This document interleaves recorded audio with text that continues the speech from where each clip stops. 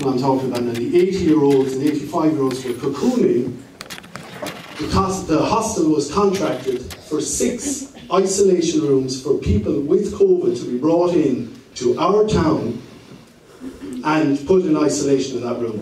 One of those rooms was designated by the council to the convicted paedophile. He was put in the hostel with children in resident in the hostel, across the road from 5 children in a house, and the guards went to the parent in that house and said, could you take down the children's drawings in your window, because it's only encouraging. So this is what the people in John Street have had to put up with. I'm 20 years a hotelier. These are the type of headlines that you don't want for your town. 32-year-old man giving his address as the Holiday Hostel, 6 John Street, Cashel, was found in possession of drugs, 5 previous convictions for drugs. Homeless man sent to jail for theft and trespassing, resident in the hostel. And the crowning glory, the star, child rapist run out of town. Nice photograph of the hostel in it as well. So I'm really worried on this, because the engagement from the council, I'm talking planning in the council, has been very poor.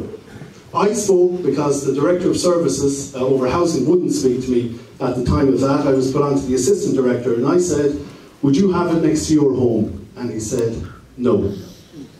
So would you have it in your town? No, we shouldn't have it in our town.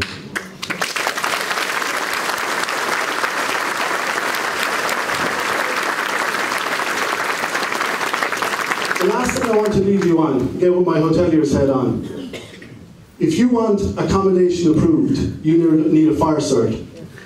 I am sure that the council on 2 occasions have referred the hostel building to the fire services. I've yet to see any record of an inspection by the fire officer out there. The other thing you need if you're feeding 76 people is you need a certificate from the environmental health officer. My advice to you, the people of Cashel, is on Monday morning you're on the phone to the council looking for the fire officer to do an inspection on that building. It's certainly not there for that amount of people. There is a section 157 order on the old nursing home building, because I know people have been on to me about that, refraining the owner from doing any development on it. Because during COVID, after being denied planning permission, and after going to Onboard Planall and being denied again, work started, and all the back of that is a derelict building. And it's a protected structure, and things were removed that shouldn't have been removed. So that building, as far as I'm concerned, cannot be used, and should not be used ever, for housing any of these individuals as well. So I would ask you to pick up your phones, I would ask you to talk to your representatives, because, you know, this is serious for us. It's serious for the people of Cashel. We're a strong tourism town. There's a lot of money been put into the Cashel Palace. We've gotten rid of all the vacant units on the main street nearly now at this stage. It's a great town to live in. It's a great town to bring up children in, and it should continue that way. Thank you.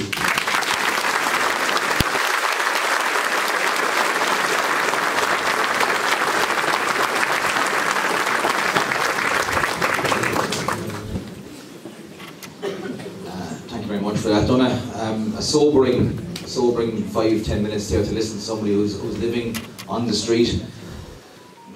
Honestly, don't know what to say to you, Donna, because the truth is that most people I out here had any idea that we knew there was some problems, but we had no idea they were to that extent, and the likelihood of them getting even worse. Now, there's obviously a big community of people here.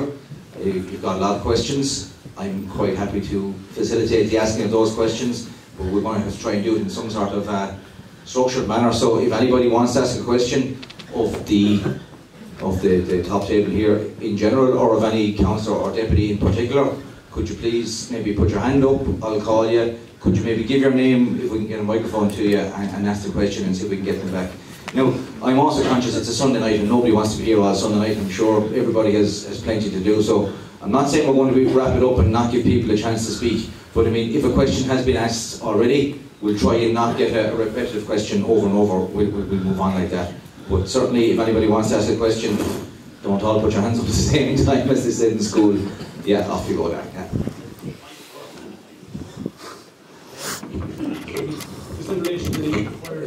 sorry. So, is there any chance maybe you could just stand up with these people down the back? Okay. Just in relation to the fire start, it's my understanding that any commercial premises was operating pre-1992 is exempt from fire start. It just needs fire inspection, so that's probably how we look at that.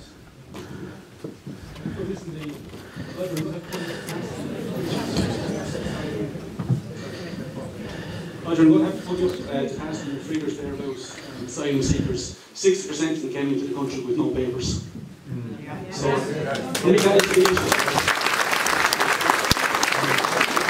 that has been a governance one. What would your message be to Micheál Martin and Warren to stop this?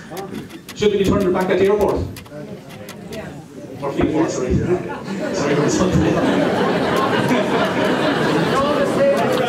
But this, and I know there's been three other, I know we're all focused on this building, and rightly so, because homeless people are being displaced. But there's three other buildings, and I'm not well connected in the town, and there's three other buildings I know that have been approached for this as well. So this is going forward, you know. And as Martin had said to you, Sinn Féin, Mary Lewis said, there can be no cap on immigration. She's totally open borders. So, going forward, what do you want to do to stop? The only one that's any substance in this life is not going to say that should be judicial. Yeah.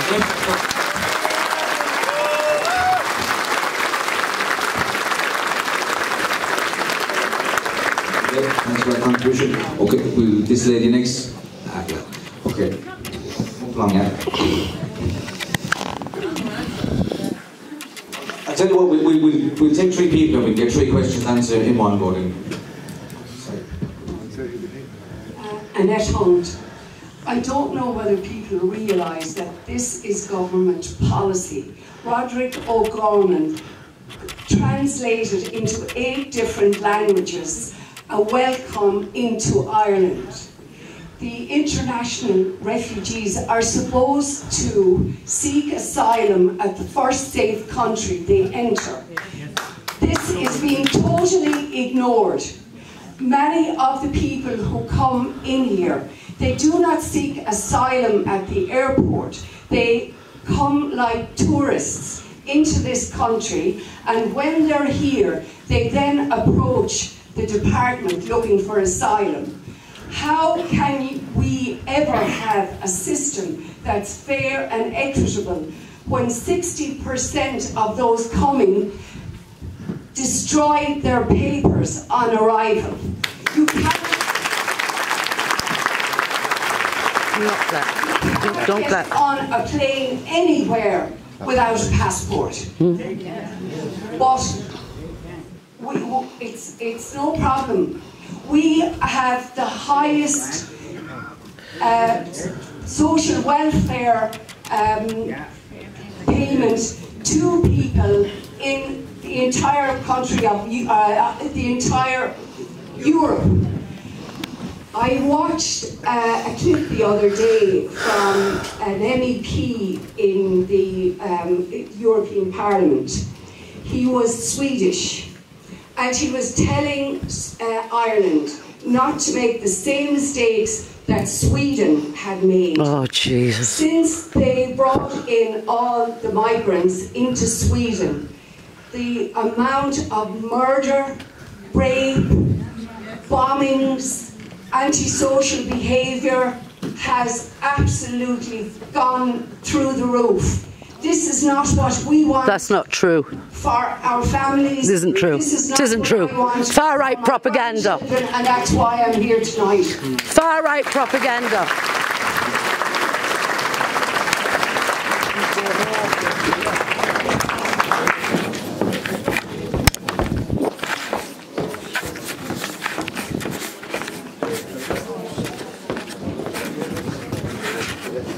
We live in a democratic society, and you all probably voted for the Lisbon Treaty. And as part of the Lisbon Treaty, Ireland has the option to either opt in or opt out. And they have opted in to help these people, you know. I bet every single person in this room has somebody that lives in another country, yeah?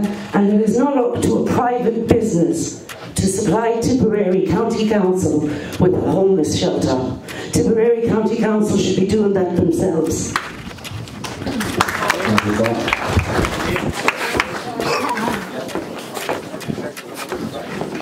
Let's be proud of it. Everybody's this is going to vote here tonight. One and all this is so important for us. It really is. But let's look at one thing. The snake that still was amongst us has put us in this position tonight that we don't know what's ahead of us. And this is going to sound very bad for me, but that guy should be ostracized from every element of our community.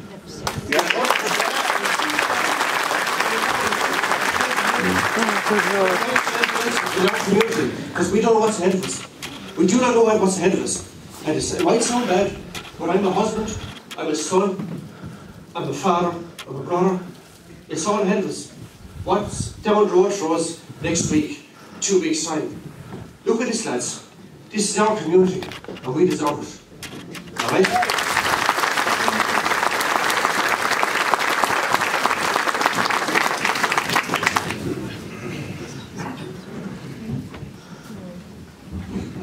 Tommy,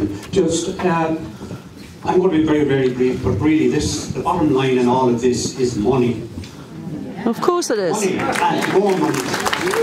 And Deputy McGrath sitting up there and one of his buddies in the Dáil, up to this stage in the year, has cleaned off over $500,000 from his properties.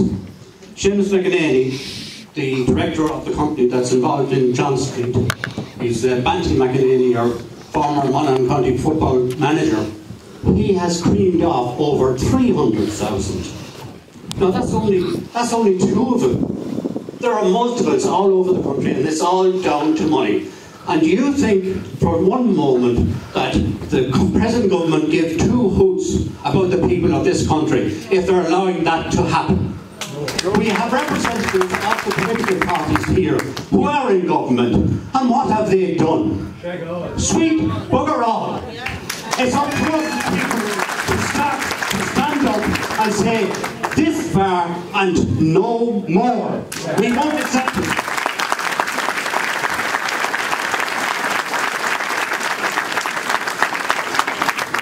Okay, so thanks very much, Tom. Now, just before I go to, there's other people who have their hands up, but Matty was referenced by name there, so you want to respond to that, Matty, or? Okay, fine.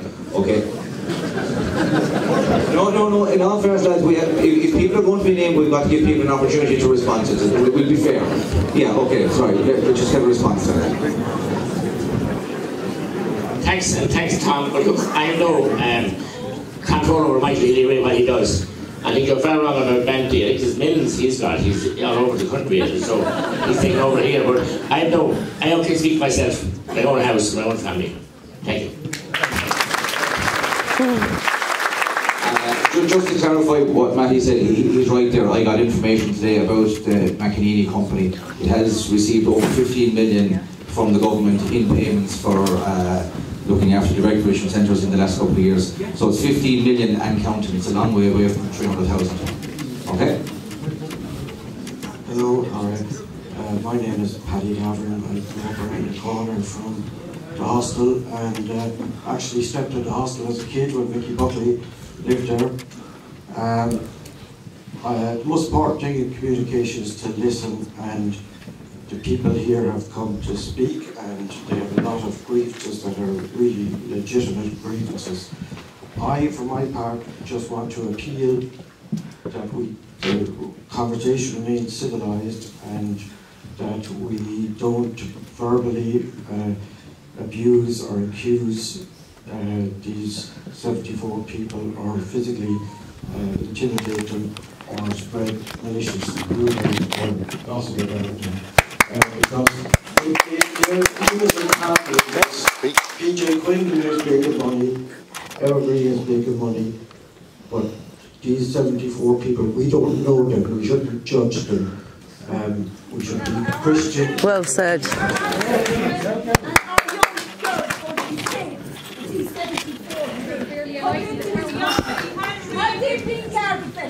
The rapist that was here was Irish. I'm not racist. Anybody performed, no way. But if it was men, women and children coming in, fair enough. But 75 men coming into this place.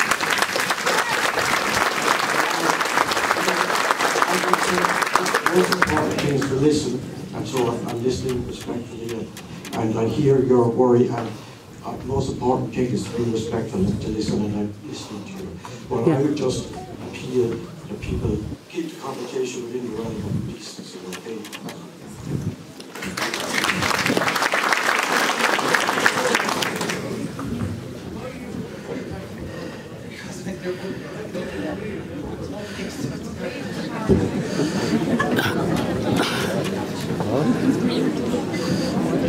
Just a quick question, Mr. Hanlon.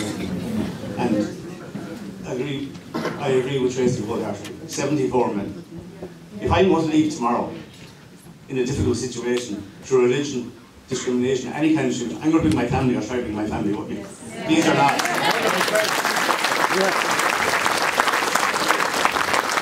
All of the panel got their email between 6:30, 6:45, 6. We all heard that.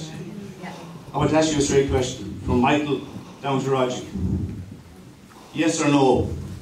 Are you in favour of them? Directly, it's a yes or no answer. No if, buts, maybes, reasons for this, reasons for that. Are you in favour of these 74 men moving into John Street? I'm not Brady. Brady's over there. Right? You're no. No. 4 no's and 1 abstain. Are you in favour of it, yes or no? Under any circumstances.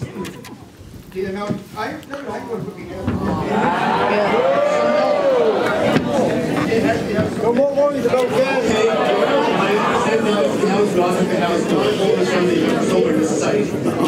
Right? The council were blindsided. Did the council not have a contract with the hospital to accommodate homeless people? And when did that contract become null and void to move in 74 individuals just like that?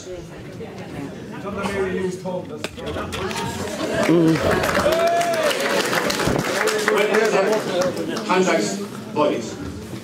Since last week. So all this process we're working out. There was a contract. Last week, DJ started the weekly attendance for me. Why now?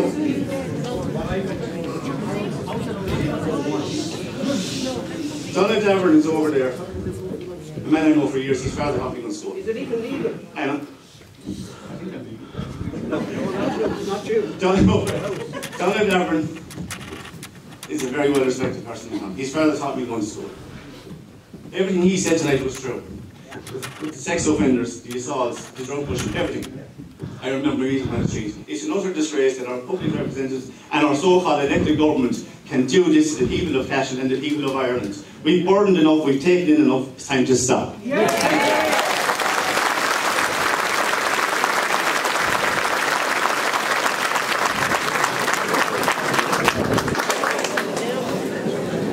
Well, that's how we hear it. John McGrath. What I want to know is this, that through social media, the gift of social media,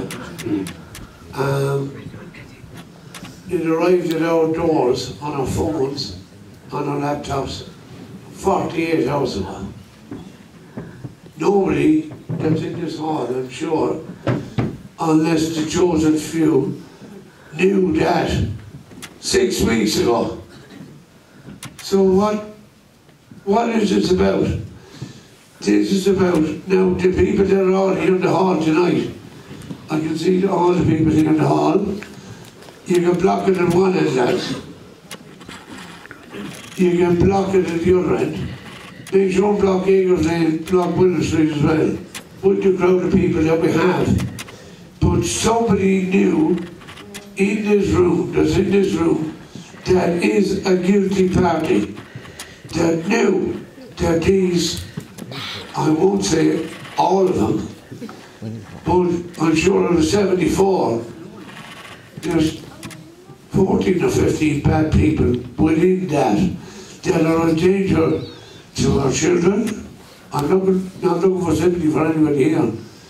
A danger to our society and a danger to our general public and our general routine, our shopping people, whatever, going.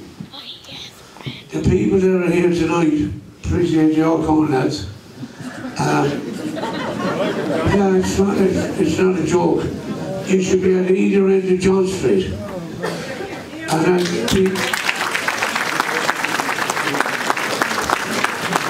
And I have been reliably informed, which the table here that is here. I'm a native, born and bred Cashel person. Are you? You are? You're not. You're from outside. Roger Kennedy is from Campbell's Park. I'm proud of that. It's to be the native. Well, we can call it a reservation, but it is a recitation. And I'm telling you, we need to have all these people, and I do believe that they move these people into these places on the AM, not the PM. And the reason why there is AM, because any God-loving mother, as I've seen loads of mothers, loads of children out there tonight, they cannot be held responsible. They shouldn't have a child out after 9:30 in the night. So they move these people in the night. You pass it over, don't touch it. So the law can't put their hands on the wives or children or mothers or their small children. And that needs to be done. And that needs to be stand up. The people of Cashel need to stand up now. Enough is enough. And keep our neighbour town, our neighbour country down.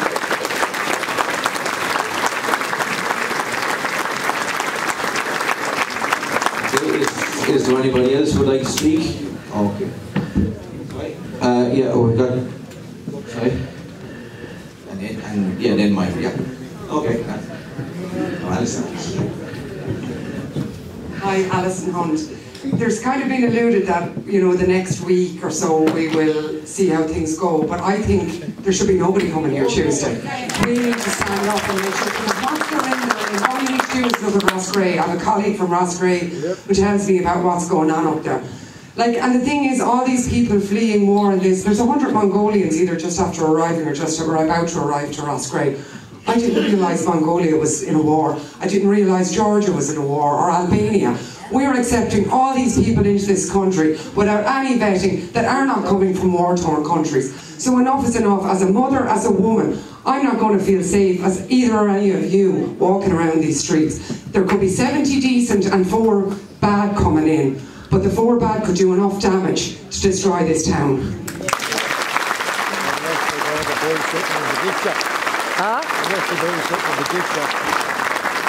Unless they voice up in the gift shop. I'm Pat Lawrence, born and bred in Cashel. I love this town with all my heart. It's sad to think that into the future, my grandkids, which are mostly girls, I'll be worrying about if they're walking down the streets, because I don't know, no more than anybody sitting at that table knows who's being vetted and who's being allowed into this town. Please, they have to. They cannot be allowed into this town because we don't know who they are.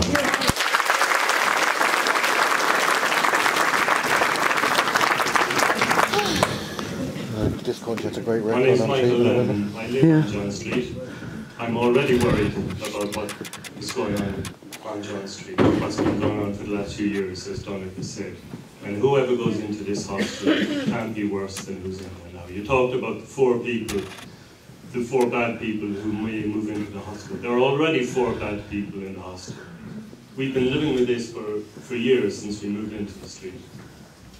So how you can already judge the 74 people.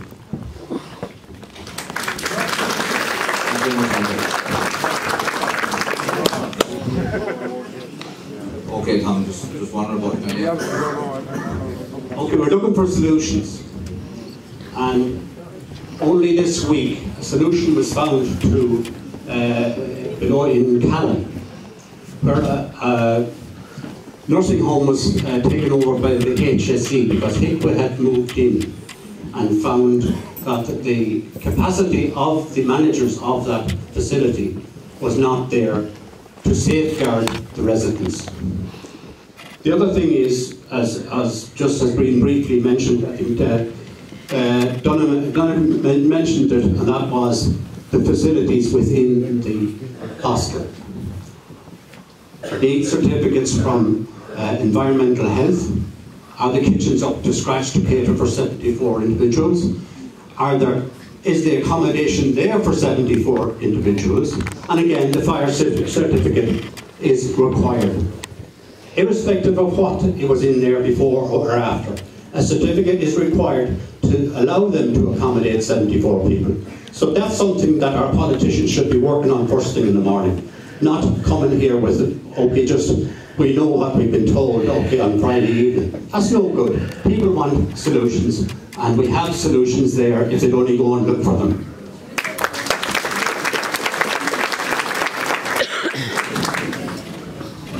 I didn't really want to ask a question because the remarks actually raised. My name is Fiona Kennedy. Yeah, there's two things that have been burning my head since stuff you said earlier.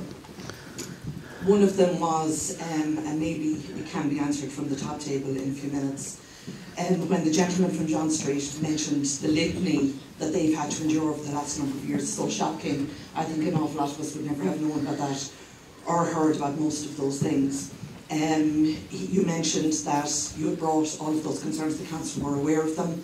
So I'd be really curious to know what action or reaction you have seen from the council on foot of the issues you've raised.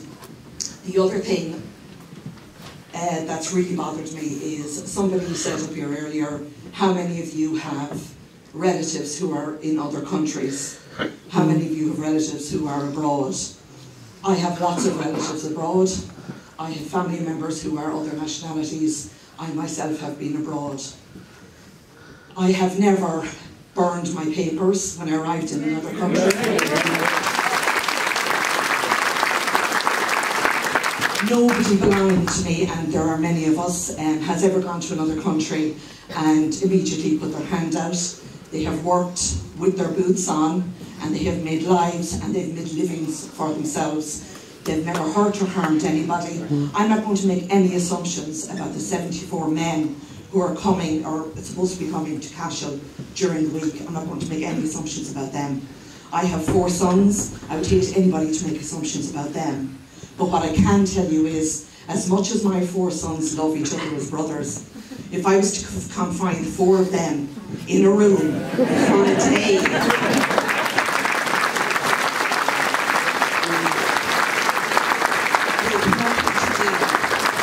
facing into the depths and the bowels of an Irish winter, there would be war. So I refuse to be painted or tarnished as some left-wing racist lunatic because I'm here tonight. Most people that I know are good, kind, honest, decent people. I don't see anybody here who looks like they're blazing up their pitchfork to run people out of town. What I see is a community worried about the community that we have to live in and we have to work in. Now, my husband collected me for work during the week. I worked late, and he actually said to me, "You can't do this anymore from now on, because you can't be certain that you'll be safe." I'm not assuming I won't be safe, but I can't be certain that I won't be safe. And I tell you one thing, I could cry for the people on John Street with what I've heard tonight. If someone had to contact me and tell me to take down my children's innocent pictures from inside the window of my private home, there's something very, very wrong. And I would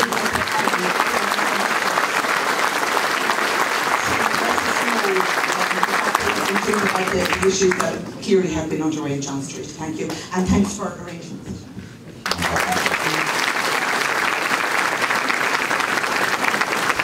My name is George McGrath, again, reared here in the town, lived here all my life, and very worried about all this. But I have one question for Deputy Martin Brown. Given that his party, Sinn Féin, are an open border policy and would completely flood this country with the types of people we're talking about, is he going to take the stand with the people of Cashel here and say a definite, unambiguous no, or is he going to toe the party line?